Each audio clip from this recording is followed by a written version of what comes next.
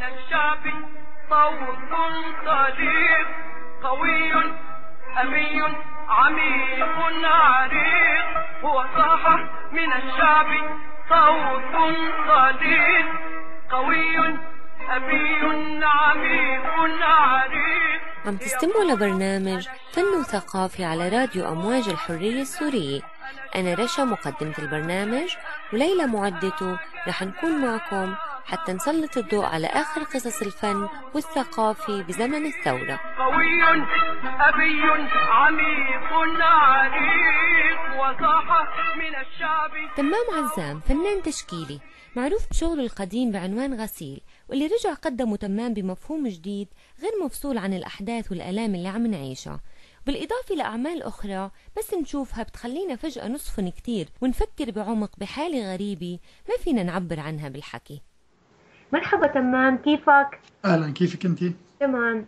تمام، شغلك غسيل قبل الثورة لما منشوفه منلاحظ انه كان في شي مختلف وغامض، مثل كأنه كان عم يحاول يثور على شي، لحتى مثل ما شفنا بمعرضك الأخير انه صار مع الثورة. فيك تحكي لنا عنه؟ أكيد.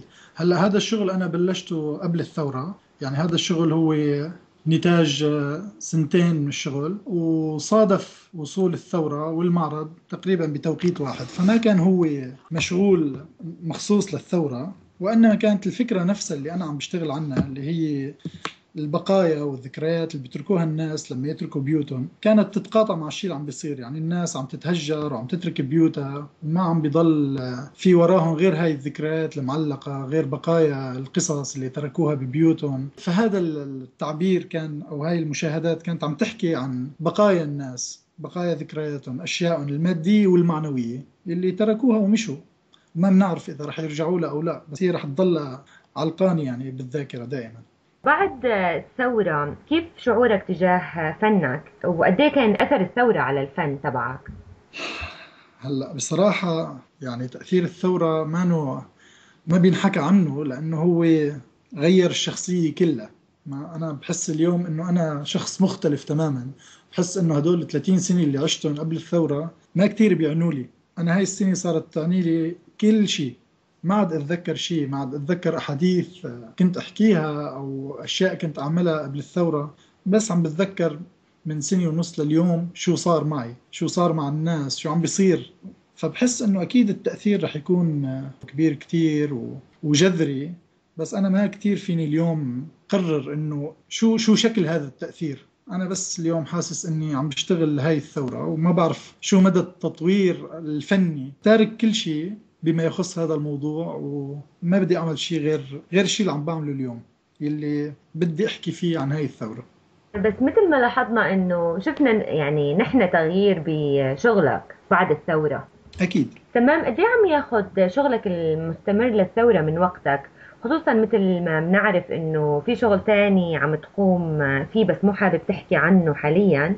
كيف عم تشوف شغلك اكثر على انه جزء من الثورة او جزء من حياتك الخاصة؟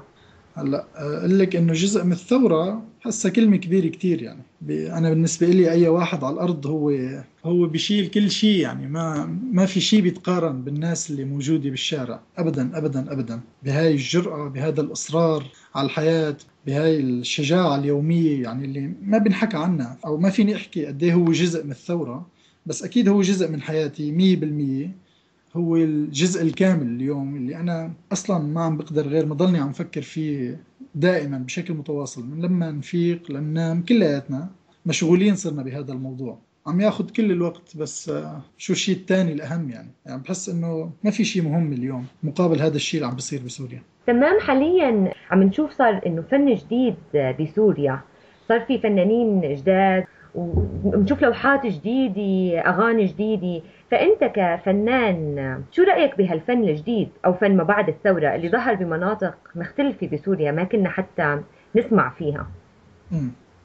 هلأ أنا بشوف إنه الثورة هي اجت لتعمل هذا الغربال اللي استنيناه كل عمرنا، لأنه ما كنا عايشين ببلد أصلا، كل شيء كان فيها وهم، الأسماء وهم، النجوم وهم، أكيد مو الكل، بس بالغالب كان كل شيء هو مبني على علاقات مخربة ما حقيقية، سواء بالفن وسواء بالحياة الاجتماعية. مشان هيك اليوم أنت بتشوفي إنه كتير من العلاقات راحت وما عاد ترجع، يعني ما عاد ترجع بعد الثورة أبدا، ولا يمكن.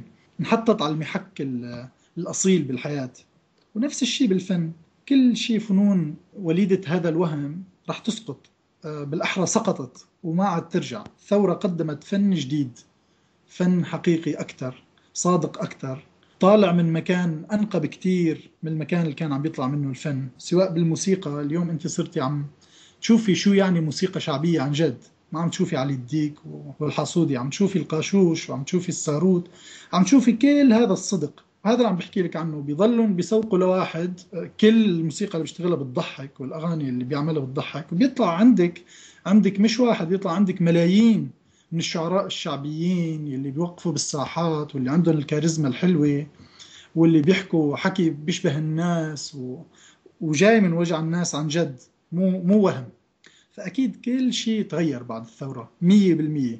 وهذا الشيء طبيعي يطلع عندك مغنيين جداد، أصوات جديدة، نكتة جديدة، فيديو جديد وفن جديد. يعني لما أنت عم تشوفي ثورة بهذا المستوى، فكتير نتيجة طبيعية أن تولد فن بهذا المستوى. تمام. لما منشوف شغلك منشوف في شيء كتير عميق بالشغل، بهالأحداث الدامية. شو هو اللي أكتر شيء عم يحركك أو يحسك وأنت عم تشتغل؟ بصراحة يوم بيكون الإحباط هو الدافع، يوم بيكون الفرح بخبر ما هو الدافع، يوم بيكون حجم هذا الدمار هو الدافع. دائما يعني أي تطور على الأرض عم بيصير عم بيكون هو الشيء اللي بيدفع الواحد ليقدر شوي يقول شو بده يحكي، يعني يعبر عن شو بده يحكي. أنا ما بعرف أكتب، جربت وما عندي القدرة الكاملة لأعبر، رغم أنه المفروض يعني واحد يعبر بالكلمة اليوم، يحكي رأيه بشكل صريح. بس بعتقد اليوم أنه أنا بمتلك لغة تانية بحكي فيها، وبحس أنها صعبة. بس حجم هذا التحفيز الموجود ما كان موجود بحياتي أبدا. حتى على صعيد اللوحة، كانت اللوحة دائما هي تجي من الثقافة، من تراكم الخبرة الفنية، من المشاهدات اليومية، بس أبدا ما كان في هذا التحفيز اليومي البشري اللي عم بيجي من الناس أكثر من أي شيء تاني. عم بيجي بشكل مباشر، يعني أنت عم تشوفيه بشكل عيني يومي، بكل لحظة عم تشوفي شيء مختلف تماما، ما بيشبه اللي قبله ولا بتتوقع شو رح يكون اللي بعده. فكل هذا الكم من التحفيز أكيد رح يكون بذرة لكل شيء عم بينشغل. ما في حدا كان رح يشتغل هذا الشغل بدون هاي الثورة. الثورة قدمت للكل أكثر من الناس فيها تقدم له، لأنه هي عمل جمعي ما فردي، يعني الكل بيحمل تأثيره من الثورة. قد ايه عم تحس انه فنك عم بيأثر على الحراك، وقد ايه ممكن انه الرسالة الفنية توصل بظل هالأحداث الدامية واللي عم تتطور بسرعة كبيرة؟ هلأ إنه عم بيأثر بالحراك، يعني بحس هاي الكلمة كتير مبالغ فيها لأي شيء عم بينشغل بمواقع التواصل الاجتماعي. يعني أنا بعرف الناس اللي عم تعطيني الإلهام بدرعا وإدلب ودير الزور ومو حسن وكل هاي القرى، يمكن 90% لا عندهم فيسبوك ولا تويتر ولا إيميل أصلا، وما معنيين لليوم.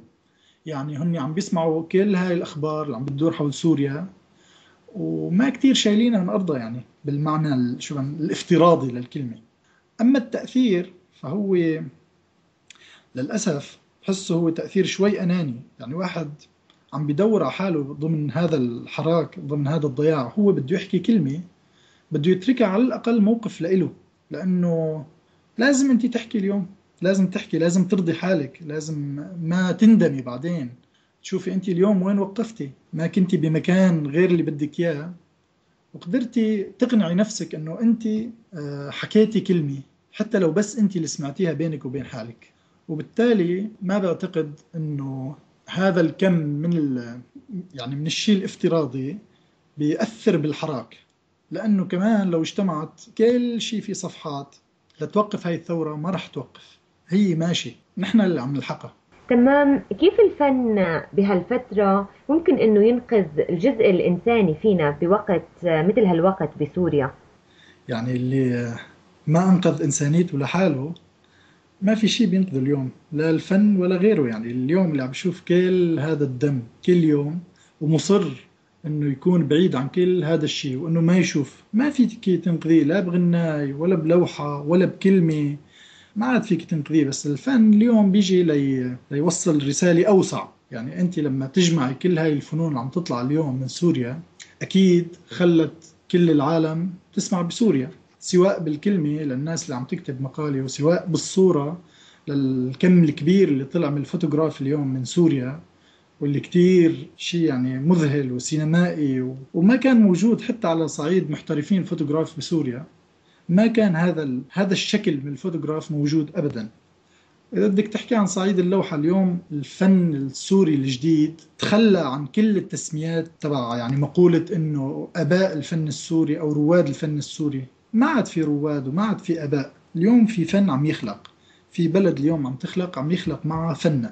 يعني ما بعتقد أبدا إنه الأسماء اللي كانت رنانة قبل الثورة ترجع تحط بصمة بعد الثورة. ما بدي أذكر أسماء، بس أي واحد اليوم موقفه كان مانو إنساني، ما بعتقد يكون عنده لا مريدين ولا طلاب ولا معجبين.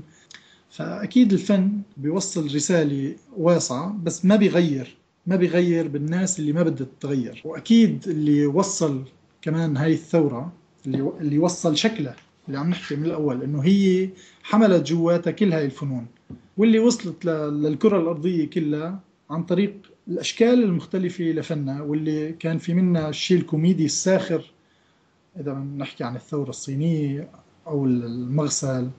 وعندك الصفحات الباقية يعني اللي حكت عن تاريخ سوريا اليوم، عن الأماكن اللي بسوريا اللي ما كنا نسمع فيها، اللي حكت عن الموسيقى بسوريا وكيف اتطورت واليوم انشغل عليها بشكل مختلف من قبل الموسيقيين المحترفين نفسهم، اللي كانوا مشغولين كل عمرهم بمشاريع أخرى. اليوم كله صار عم يرجع ويدور على حاله بالفن السوري، بالكلمة وبالموسيقى وبالرسم وبالدراما، لأنه صار في دراما جديدة عم تطلع. لما تشوفي هالفيديوهات كلها صار في شكل من الدراما عم بيطلع مختلف عن كل دراما النجوم اللي عرفناها بكل الفترة الماضية. مستقبل سوريا حاليا غامض، وفي مخاوف كتير عند الناس بأنه شو رح يصير بعد سقوط النظام. كيف ممكن أنه الفن يكون له أثر بإنقاذ مستقبل سوريا من أي مخاطر؟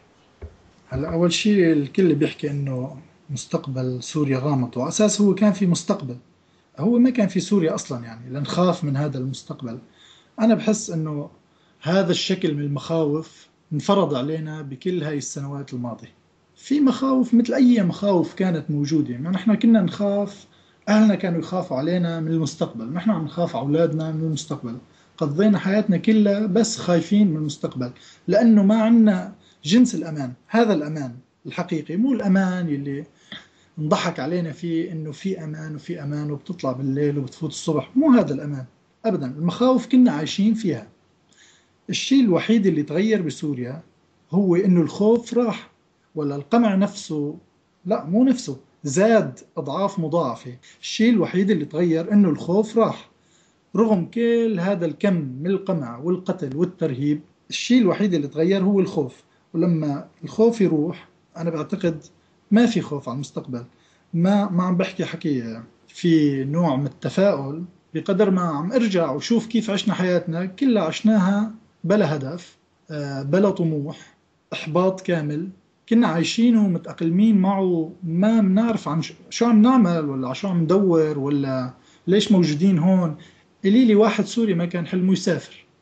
كل السوريين، أنا اليوم حلمي الوحيد ارجع على سوريا، ولا عندي أحلام لا بأوروبا ولا بغيرها أبدا أبدا أبدا. أنا الشيء اللي شفته من هذا الشعب من هاي الثورة كفيل بأنه يقنعني أنه كفي كل حياتي بهذا المكان مع هدول الناس. فبده يكون في مخاوف، ليش لا؟ يعني أكيد ما في ثورة كاملة وما في مستقبل معروف اسمه مستقبل، طبيعي يكون في مخاوفه. بس اليوم بيكون عندك مخاوف فيك أنت تشتغلي عليها وأنا أشتغل عليها وغيرك يشتغل عليها، الكل في يشتغل عليها، مو في حدا بيرسم لك إياها. هذا الشيء المختلف. أما إذا بدنا نحكي عن تأثير الفن بالمرحلة المستقبلية، أنا بعتقد أنه راح يكون تأثير كتير كبير وضخم وفاعل، لأنه اليوم والناس عندها كل هاي الطاقة، الناس على الأرض أو برا أو على الفيسبوك أو بأي مكان. اليوم اللي عم بيشتغل هاي الثورة عم بيشتغل بكل طاقته. تعرف في أمثلة كثير، ناس مكرسة حياتها وفي ناس عم تدفع حياتها مشان هاي الثورة. فما بالك بعد سقوط النظام وانتهاء هاي الثورة، ما بالك الناس شو رح تساوي.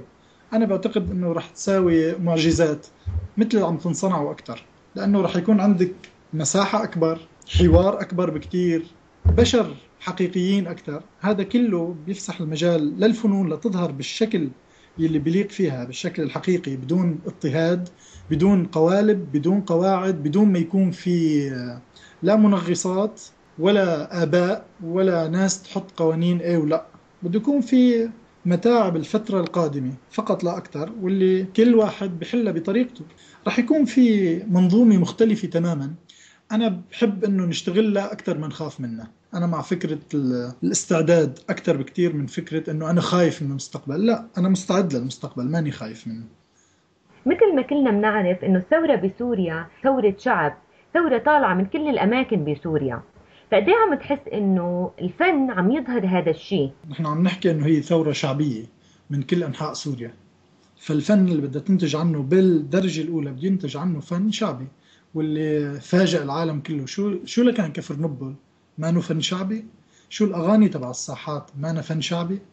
الشاعر اللي ألقى قصيدة معليش درعا معليش، مو هذا الفن الشعبي؟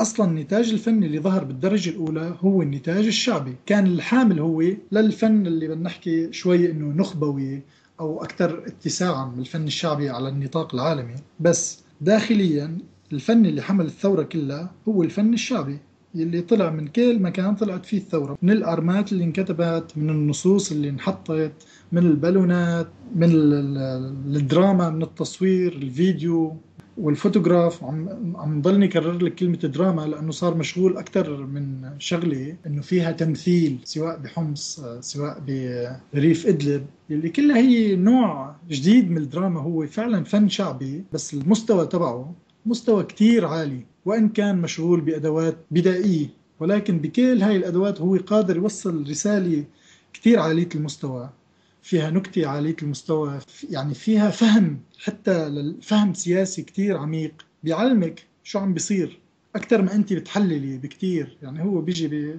بتتفاجئي. تمام، شكرا كتير على هاللقاء الممتع. شكرا لك، وإن شاء الله بنلتقي كلنا قريبا بسوريا حرة إن شاء الله يا رب. هلا وهيك بنختم حلقتنا لليوم. بتمنى تكونوا استمتعتوا بهاللقاء. كنتوا معي رشا ببرنامج فن وثقافي على راديو أمواج الحرية السورية. قوي أبي عميق عريق يقول أنا الشعب والمعجزة، أنا الشعب لا شيء قد أعجز.